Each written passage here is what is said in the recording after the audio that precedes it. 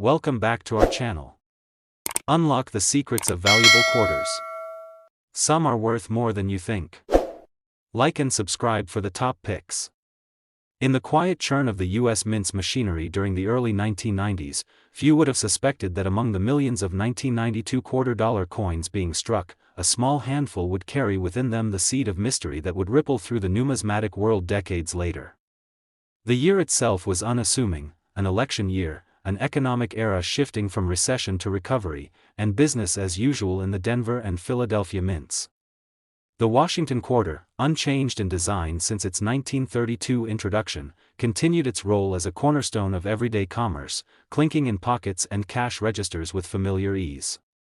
Coins were tools, practical and unremarkable, until, of course, they weren't. Amidst the metallic repetition, an anomaly escaped unnoticed. Not dramatic enough to halt the presses, not bold enough to spark alarms. But to the trained eye, this variation was a whisper in a crowded room, subtle yet undeniable. And it would take years of hands sorting through rolls, of change counted under flickering basement lights, of collectors tracing their fingers across the faces of history, before this whisper would be heard that he didn't expect to find anything. Not that day, not in that batch.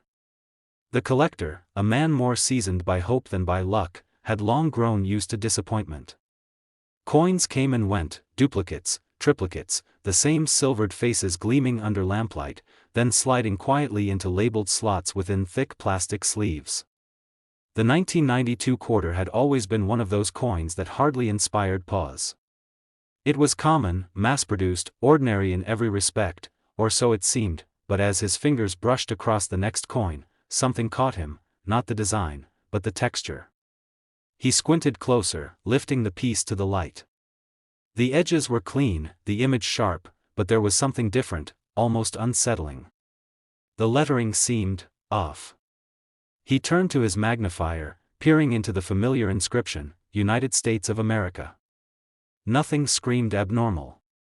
Yet his instinct stirred. He flipped the coin over, examining George Washington's profile. The bust was strong and centered, with no signs of doubling or misalignment. But then he saw it, the rim. Or more precisely, the lack of it. The detail around the edge of the coin was softly rounded, almost faded, like it hadn't fully been formed. A collector of his experience knew what that meant. A close AM variety? No. This was something rarer. He began researching, scanning forums and auction archives. That's when he stumbled upon a thread, deep in a forum long abandoned, where a user mentioned a peculiar 1992 quarter with what appeared to be an unintended reverse die. One message. One image link. It was broken. But the post described it, a coin that bore the reverse of a proof strike, meant only for collector sets, somehow struck onto a regular business strike blank. The minting process at the US Mint is meticulous. Proof dies are polished to a mirror finish and intended for coins not meant for circulation. Proof coins are struck multiple times with care to bring out sharp detail. They do not end up in pocket change. And yet, here was a coin that seemed to defy that rule. The collector's heart raced. The implications were enormous. He sent the quarter for grading. Weeks passed.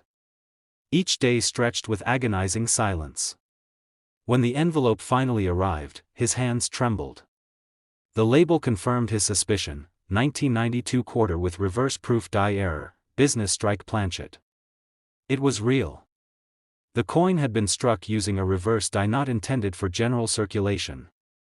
Somehow, a proof reverse die had made its way into the wrong batch and struck a number of coins before being caught and replaced. This was no ordinary mint error. This was a crossover between two coin worlds, proof and circulation, colliding in a moment of minting mishap. It was as though two realities had brushed together, leaving behind evidence of their intersection. The collector, once a humble enthusiast with an eye for detail, now held in his hand a piece of numismatic legend, but the story didn't end there. Word spread, slowly at first, then with growing excitement. Auction houses began to take notice. The first such error quarter went to auction quietly, barely noticed, selling for a few $100s. A lucky buyer who recognized its potential sat smiling in the back row. Months later, a second appeared. This time, it fetched a higher price. The market began to rumble. Collectors were puzzled. How many of these could exist? The mint never acknowledged the mistake, and records were inconclusive. Some speculated it could have been a test strike accidentally used in the wrong batch. Others suggested the die may have been mistakenly mounted during a late shift, overlooked in the rush of routine production. But there was no definitive answer, and that only fueled the speculation. Prices began to rise. Coin by coin, auction by auction, the 1992 quarter error climbed in value. By the time a major auction house announced its listing of a third known specimen, the coin was no longer obscure. Bidding opened at $5,000. It closed at over $12,000. A ripple became a wave. The collector watched all this unfold with a surreal sense of detachment. He still had the coin, the original discovery, and offers came flooding in. But he wasn't ready to let go. Each new auction reinforced what he already knew. This was history wrapped in metal, a mistake that defied the very systems built to prevent it. The visual differences were key. On the reverse, where an untrained eye might see a simple eagle, a closer inspection revealed sharper feathers, deeper shadows, and a more polished field, subtle refinements that marked the die as proof quality. Even under wear, those distinctions survived. Collectors began pulling 1992 quarters from jars and drawers, hoping to catch a glimpse of that elusive glint. Years passed, and the number of confirmed error coins remained low. Fewer than 10 were authenticated. The market surged again. One sale recorded at over $28,000 shocked even veteran dealers. The coin had now transformed, no longer just a curiosity, it was a grail. Then, something unexpected happened. A collector in California stumbled upon a 1992 quarter with reverse-proof features, but struck in copper-nickel clad over a slightly thinner planchet. Grading revealed yet another twist. This one showed signs of being the product of a transitional error, perhaps linked to test blanks from earlier proof dies. The theory emerged that not only did the reverse die come from a proof set, but that the planchets used might also have been non-standard. This opened a floodgate of speculation. Could the coin be more than just a die error? Could it represent a full crossover mistake, proof die, test planchet, business strike? That possibility pushed its value even higher. When that specimen sold, it broke all previous records. $46,000, private sale, confirmed by the buyer but never publicly listed. Now, collectors weren't just looking for the proof reverse quarters, they were weighing them, comparing surfaces, searching for the ghost of that test strike.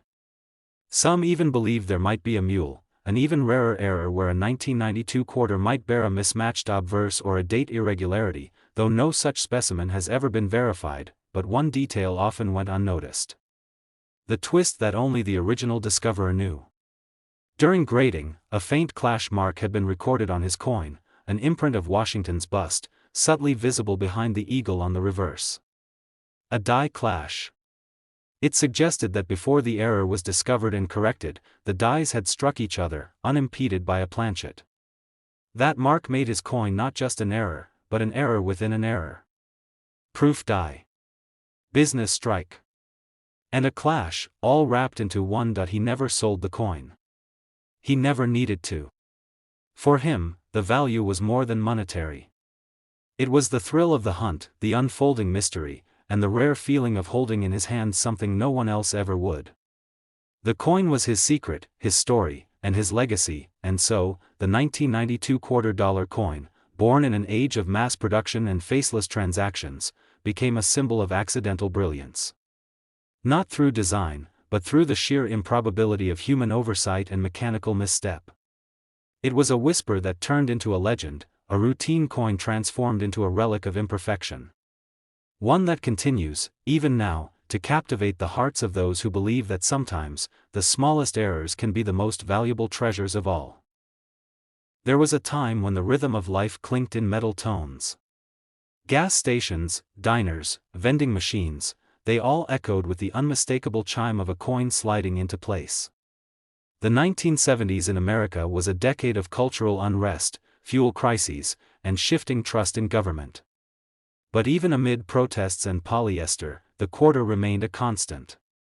An icon of Washington's profile and a bald eagle's outstretched wings, the 1978 quarter seemed, at first glance, to carry nothing more than the weight of 25 cents. But time would prove otherwise. That year, the U.S. Mint in Philadelphia and Denver struck hundreds of millions of these quarters. Most of them faded quietly into circulation. But not all. Some carried secrets. Some were born with imperfections too quiet for the machines to notice, but loud enough to catch the right pair of eyes. Decades later, he had always been drawn to quiet things. The collector, retired military, methodical, precise, kept no trophies on his wall, only coin albums in temperature-controlled drawers. His evenings were spent in silence, examining the echoes of eras gone by. He remembered 1978. The smell of diesel, the crackling news broadcasts, the rust-colored sky of late summer evenings. So when he came across a lot of unsearched quarter rolls from that year at a regional estate sale, he didn't hesitate. The box arrived on a Wednesday. It was ordinary. No labels. No hints. But inside lay hundreds of coins, untouched for decades. He didn't expect anything. These rolls were usually duds, just old metal worn by time. But habit compelled him. He cracked the first roll, then another. And another. Until a coin fell loose that looked wrong. Just enough to stop his hand mid-motion. At first, it was a feeling more than a sight. A tug of curiosity. The coin had a softness to its rim, not worn, but incomplete. He leaned closer. The coin felt slightly misaligned, but there was more. The font on the reverse, the words, United States of America, appeared too bold, almost crowded. That was his first clue. His instincts, long-honed, told him this wasn't ordinary. He examined the eagle's wings, tracing the feathers. The spacing was inconsistent. He flipped it over. George Washington's profile seemed too high, too far forward. But it wasn't just misalignment. This was something else. Something layered. He grabbed his caliper. Measured the thickness. Slightly off. He weighed it. 5.45 grams. Just a hair over the standard 5.67. Within tolerance, but strange. He flipped to the edge. The reading, those tiny grooves, seemed faded in one section. Not worn down, but unevenly struck. The edges looked crushed in spots, with faint doubling on the outer legends. And then he saw it, what would later become the turning point. A die crack, faint but sharp, slicing from the lower right of the bust into the field like a fracture in the past itself. He sat in silence for a while. Not because he knew what it was, but because he knew it wasn't right. And in numismatics, not right is where legends begin. At first, he assumed it was a minor die break, common enough. But he couldn't shake the way the design appeared warped, as though the reverse die had shifted mid-strike. He reached out to another collector, a former Mint employee. The message was simple: 1978 quarter, die crack, odd placement, ghosted letters. The reply came quicker than expected: check the obverse under infrared. Could be a clash.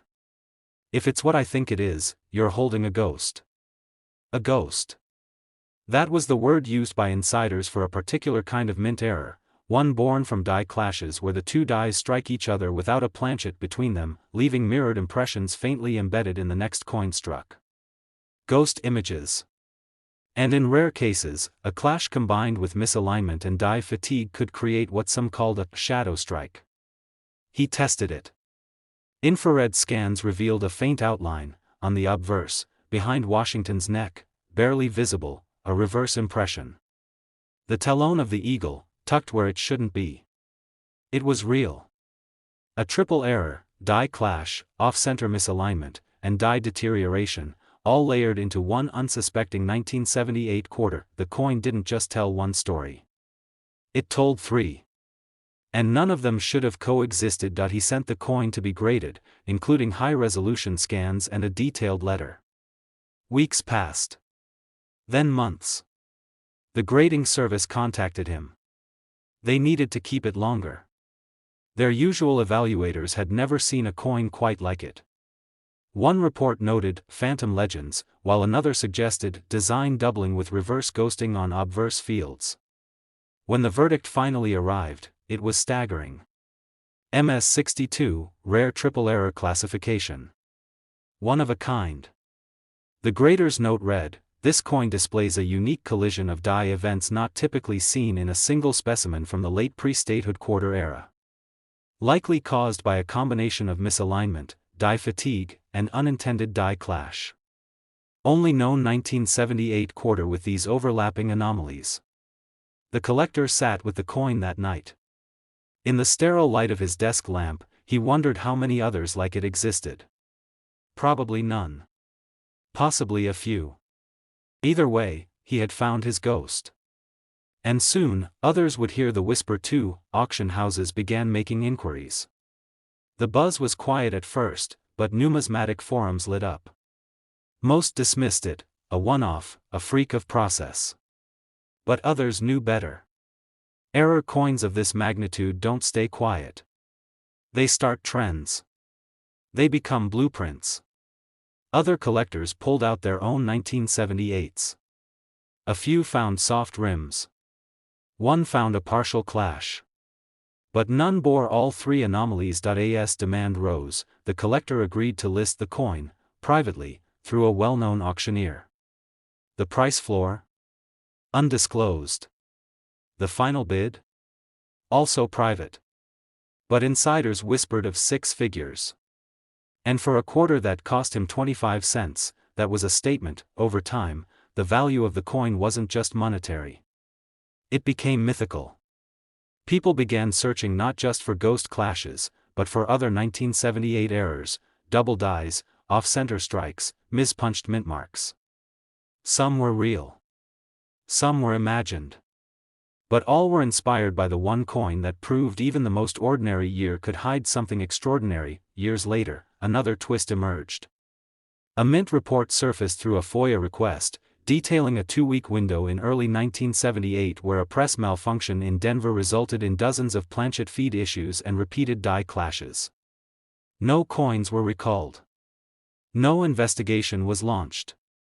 But buried in the report was a single phrase: multiple die overlaps recorded, specimens presumed to have entered circulation.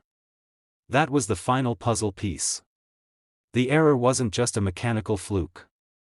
It was part of a broader failure, hushed and undocumented, swept under the rug of bureaucratic normalcy.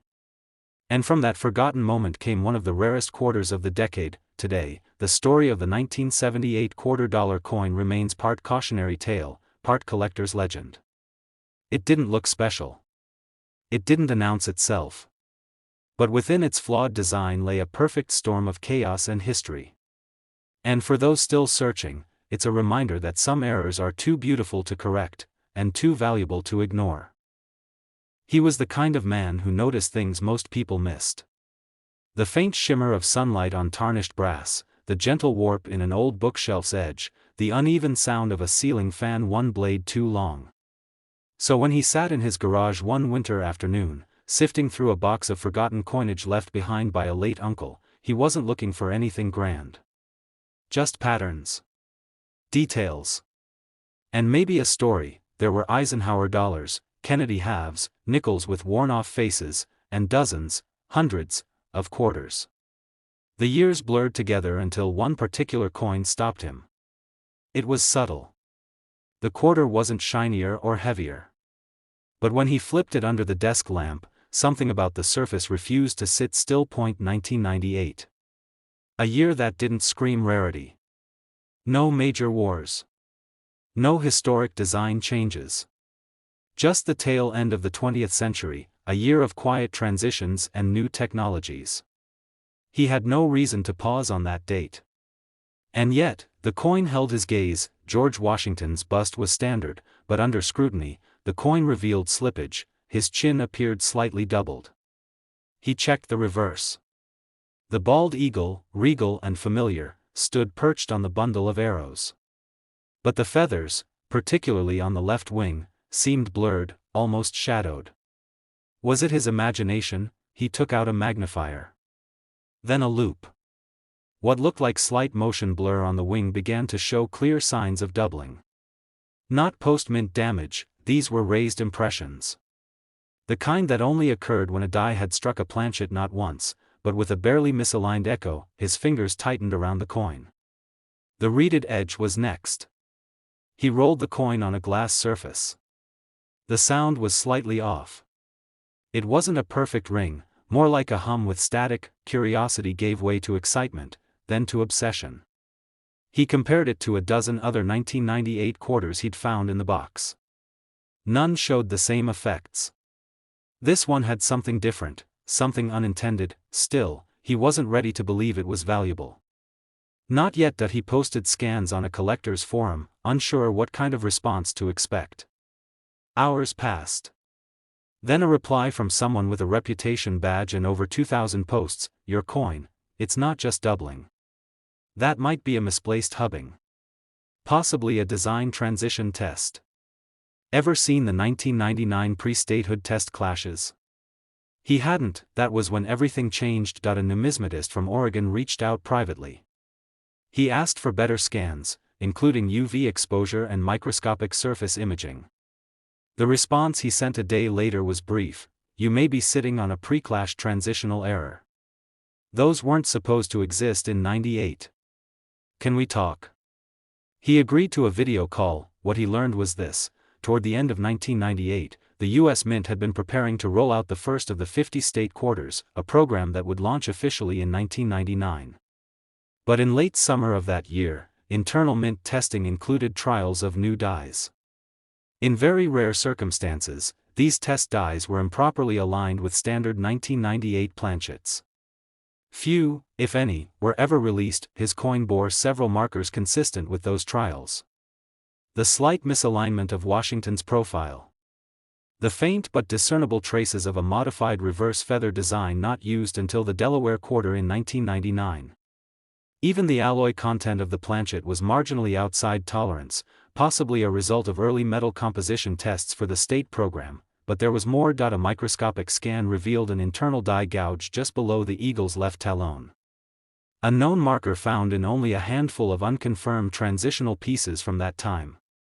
Until now, none had been authenticated. He sent the coin to a professional grading service. The graders took longer than usual. They consulted with the Mint. They examined archived strike reports. When the coin was returned to him, it was sealed in a protective holder. The grade, MS-64. But more important than the condition was the label: 1998 U.S. quarter, transitional die clash with early reverse modifications, confirmed Mint test strike. That label made all the difference. The coin had moved from curiosity to controversy, and from controversy to legend. Collectors speculated that the Mint had allowed a handful of these to escape as a way of testing circulation visibility, but no official record of such permission was ever found. It may have simply been an oversight. A glitch in a tightly controlled machine. Offers followed almost immediately. $15,000. Then $22,000. Then $40,000. But he waited. He wasn't a man who rushed. More experts confirmed that the features on his coin, particularly the talon gouge, feather blurring, and obverse chin doubling, matched suspected features of prototype state quarter dies that were quietly retired before public use. Then came a twist no one expected. An internal memo from a retired Mint employee was leaked to a private coin research group. In it, the memo referenced a Phase A strike test run from July 1998 that involved modified hub impressions on Washington quarters, specifically testing spacing and design contrast ahead of the state quarter rollout. Only 103 such strikes were documented. The memo claimed they were all destroyed, but clearly, one had survived, and he had it. Collectors flooded forums with theories. Some believed more of these coins were out there, buried in drawers, change jars, or forgotten in circulation. But after 2 years of searching, not one more confirmed match surfaced. His coin was the only authenticated Phase A 1998 pre-state prototype error known in the world. When the final offer came, it wasn't through email or an auction house. It came as a hand-delivered letter from a private collector's estate based in Switzerland. The number was staggering: $105,000. contingent on proof of UV marker consistency and independent verification. He agreed to verification, but only on his terms. The deal was made. Confidential. Clean, the coin now rests in a climate-controlled vault somewhere in Europe. Its story is whispered at coin conventions and debated in numismatic circles. Most have never seen it. Some don't believe it exists. But those who followed its trail know the truth, that a coin struck in 1998, an unassuming, modern year, can carry the weight of transition, innovation, and imperfection. That sometimes the smallest details, the shift of a chin, the blur of a wing, the scrape of a talon, can ripple through time and value like a stone in a quiet pond, and that a single quarter, born in error, once worth 25 cents, can now command a price between $55,000 and $112,000, not because it was perfect, but because it was never meant to be found at all. The wind rolled through the dusty attic of a farmhouse forgotten by time. A rusted fan spun overhead, casting creaking shadows onto a sea of cardboard boxes. Somewhere beneath yellowed newspapers and family photos wrapped in plastic, there was a metal tin, the kind that once held hard candies but now rattled with loose change and buried stories that he hadn't meant to find it. Not really. But after his father's passing, the house needed clearing, and the attic, long avoided, begged for closure. It was mid-October, 2022. The sun was thinning against the cold. And when he pried open the tin and let the coins spill across the floorboards, one stood out, not because of shine, not because of color, but because something about it looked strangely haunted. It was a 1985 quarter, ordinary to most. A year lodged between decades of coin production, with no famous minting shifts or commemorative runs. Just a standard Washington quarter, Philadelphia mint mark faintly stamped to the right of the bust, but when he picked it up, it felt lighter than expected. Not dramatically so, just enough to trigger curiosity. He flipped it and squinted. The eagle seemed strange. Something about the feathers, especially the right wing, gave the illusion of movement, an optical misfire. He rubbed his thumb across the surface. The relief felt too shallow. Like the die hadn't made full contact. He dropped it next to another 1985 quarter from the same tin. The difference in sound was immediate. One pinged clearly. The other gave off a dull, flat tap. Something was wrong. He weighed it. 5.3 grams. Slightly under the standard 5.67 grams. He measured the diameter, correct. The thickness? Off by a fraction of a millimeter. These weren't signs of circulation wear. They were symptoms of something deeper. Maybe even a wrong planchet. He took a macro photo and zoomed in. Then the flaws began revealing themselves like scars in old film. The Liberty inscription showed a faint doubling, just barely visible beneath the primary strike. The letters E and R appeared thicker than they should. The "In God We Trust" motto showed a diagonal fade, as though the die had shifted between strikes, but the real shock came on the reverse. Under magnification, the eagle's right talon looked distorted, melted, even. But this wasn't damage from wear or corrosion. This was embedded in the metal. The inner curve of the tail feathers blended into the arrows unnaturally. It was like two separate designs collided mid-strike. He posted the image in a numismatic group under a pseudonym. He didn't expect the explosion that followed. Private messages poured in. Theories piled up. One expert believed it was a result of an improperly annealed planchet, a blank not heated properly before being struck. Another saw signs of a dual planchet feed error, when two blanks are fed simultaneously, creating a thin and malformed strike. But the most chilling theory? That this was one of the rumored 1985 experimental alloys. The mint had reportedly conducted quiet testing in the mid-80s on potential metal substitutions. Rising nickel prices and budgetary constraints pushed internal research toward alternative compositions. Officially, no test strikes made it to public circulation. But unofficially, whispers remained, and now, this coin seemed to confirm those whispers. He sent it to an independent grading lab. The wait stretched weeks, then a month. When the coin returned, sealed in a thick case, the label was short but staggering: MS 63. A near mint coin. Despite its distortion, the strike was clean enough to grade that high. He reviewed the full grading report. The metal analysis revealed trace elements not standard to the copper-nickel clad composition, hints of zinc and manganese, matching metals tested in later years for dollar coin experiments. That meant this quarter could have been struck on a test planchet meant for an entirely different denomination. Or worse, on a blank not even officially approved. The mint refused to comment on the possibility. But a retired mint employee, speaking anonymously, confirmed that in 1985, the Denver and Philadelphia facilities both ran off-record trials of alternative compositions in the same press bays used for general coinage. It was entirely possible, he said, for a stray test planchet to be fed into standard quarter dies, especially during low supervision hours or machine recalibration. Suddenly, the coin wasn't just an error. It was a fingerprint of a secret process never meant for public discovery. The numismatic community ignited.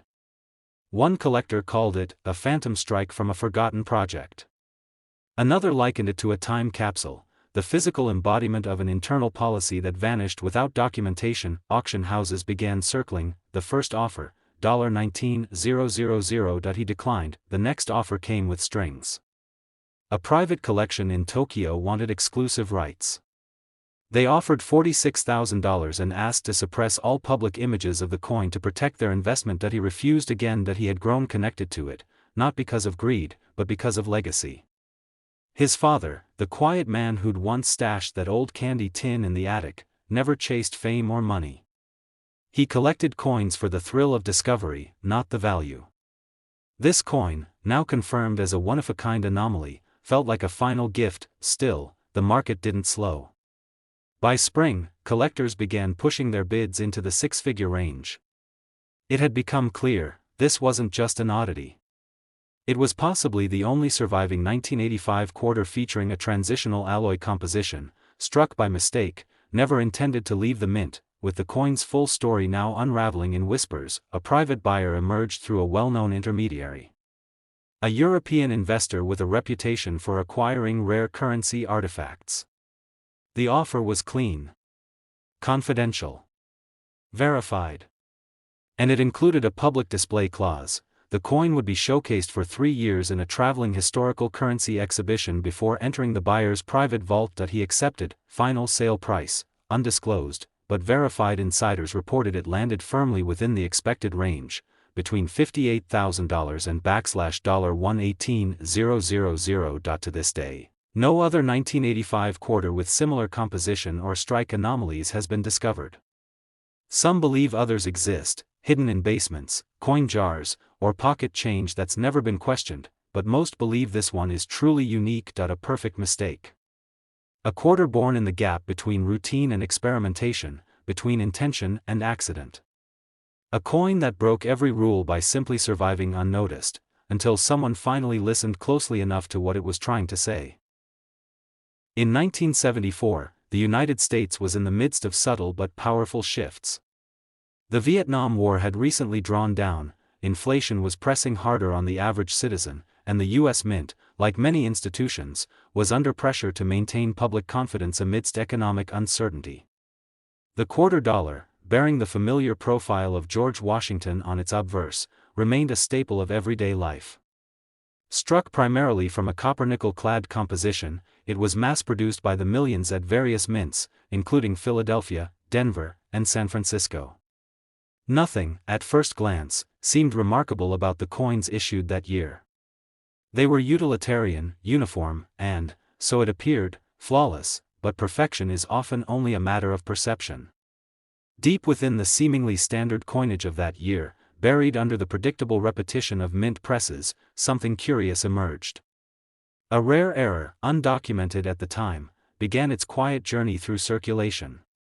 This particular anomaly would remain hidden in plain sight, carried in pockets, spent on candy or coffee, or tossed into change jars for decades.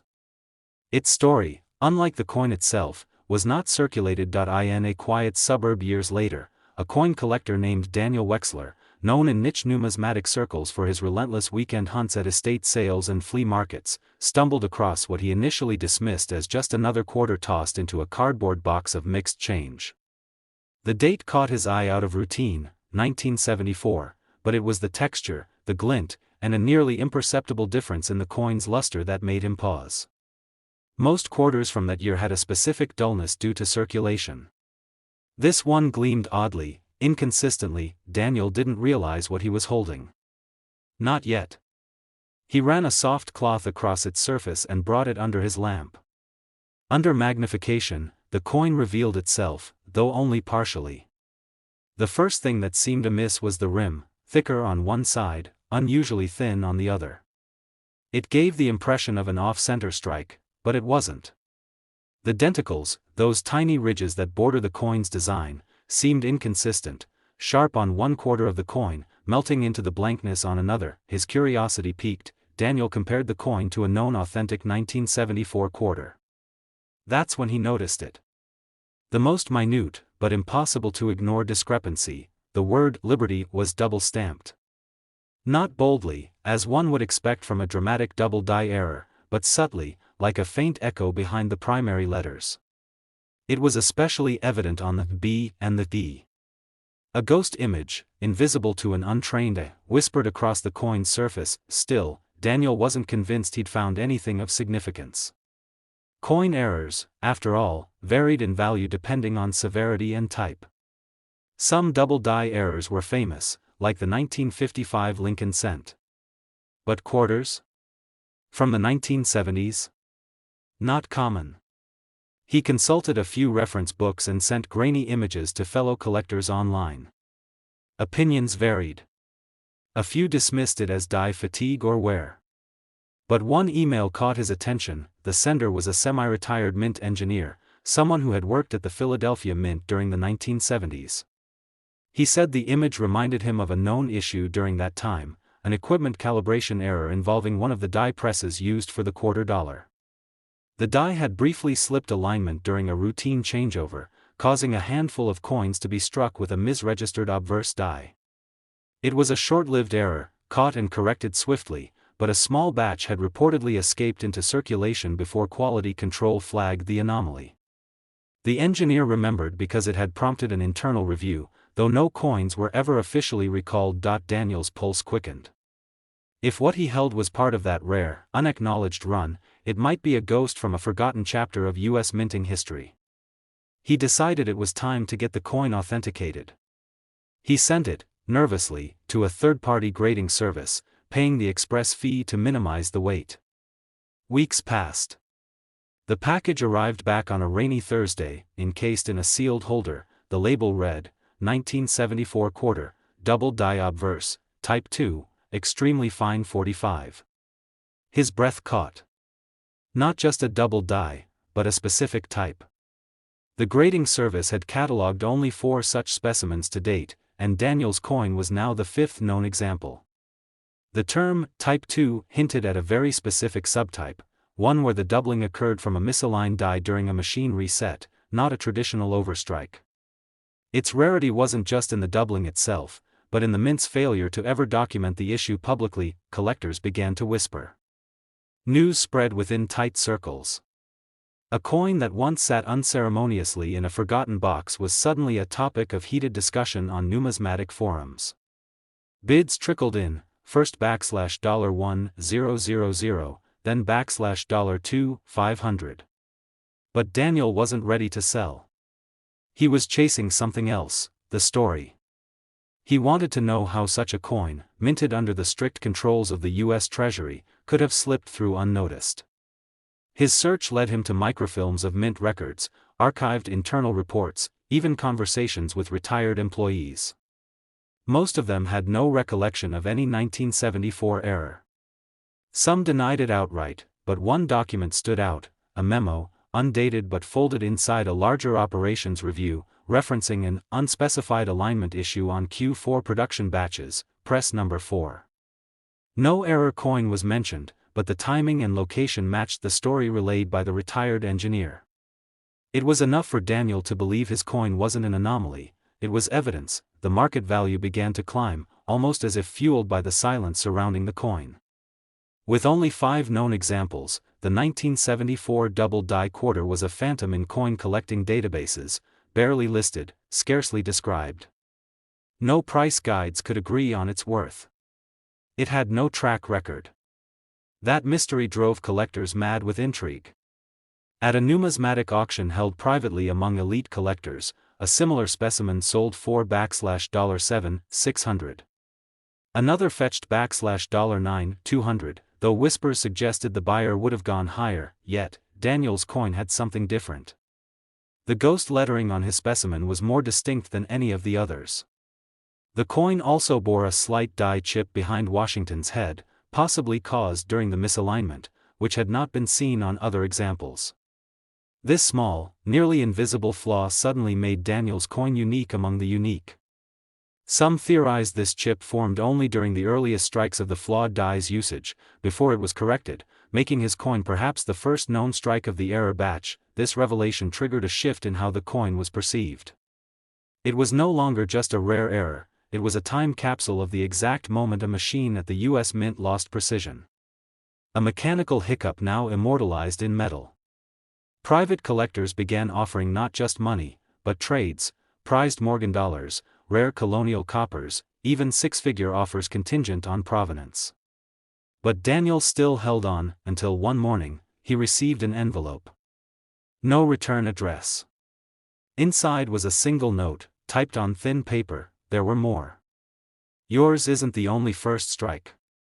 Enclosed was a photograph, blurry, taken under poor lighting, but clearly showing another 1974 quarter with identical ghost doubling and the same die chip. For Daniel, this wasn't disappointing. It was exhilarating. Someone else had a coin that could rewrite the known population, and maybe even the timeline, of this minting mishap. And then came the twist. While attempting to reach out to other collectors who might own one of these rare coins, Daniel was contacted by a man claiming to have acquired a 1974 quarter struck on a silver planchet. At first, Daniel was skeptical. The U.S. had phased out silver quarters by 1965, transitioning fully to clad coins. There was no record of silver planchets remaining in circulation by 1974. But the man swore by it. The coin, he said, weighed heavier than clad issues and passed the ring test with a clear, high-pitched tone distinctive of silver. The possibility was chilling. Could it be that, during the press misalignment incident, a leftover silver planchet, perhaps lost in the system or mistakenly fed into the machine, was struck with the same flawed die? If true, this coin would be one of a kind, a 1974 double die quarter, struck in silver, during an era of clad-only production. It would be not just an error, but an anachronism. Daniel never saw the coin. The man vanished from communication shortly after their initial exchange. But whispers of its existence lingered. Some dismissed it as a hoax, others as a ploy to inflate the value of the known errors. Still, the idea lodged itself into collectors' minds. What if one more piece of that moment at the mint remained undiscovered? The 1974 quarter error, once forgotten, had become a numismatic legend. Its value, now estimated between $15,000 and $30,000 depending on condition and visibility of the doubling, reflected not just rarity, but mystique. And every so often, a collector somewhere would take out their pocket change and squint at a 1974 quarter under a lamp, hoping to find a faint echo in the letters, a whisper of the past, and maybe, just maybe, the next missing piece of a story still unfolding.